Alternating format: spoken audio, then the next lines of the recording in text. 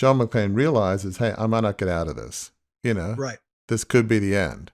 And that's a time when you reflect, and he wants to make things right with his wife, realizing, gosh, maybe I should have come out, not stayed in New York and come out and support her in Los Angeles. And yeah, maybe I've said I love you, but I've never said I'm sorry. And, please tell her that. And obviously Al says you can tell her that yourself. But he's really, asking for forgiveness.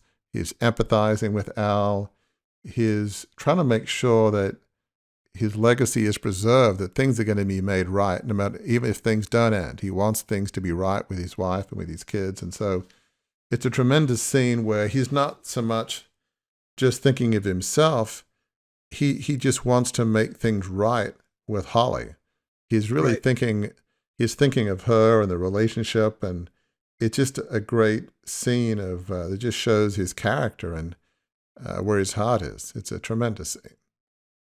And this is a good time to make the general point that we talk about a lot here on the show, and you talk a lot about in Crucible Leadership, about the importance of receiving and giving forgiveness, asking for it and offering it. That is a critical part of getting us through a crucible. And this is a different kind of crucible that John McClane's facing at this moment in the film.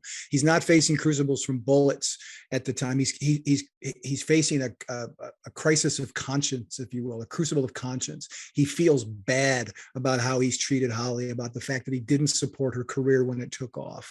And he wants her to know that in addition to loving her, that he's sorry that he didn't show that support. And that extent, that seeking forgiveness and extending forgiveness, critical to getting past crucibles, right?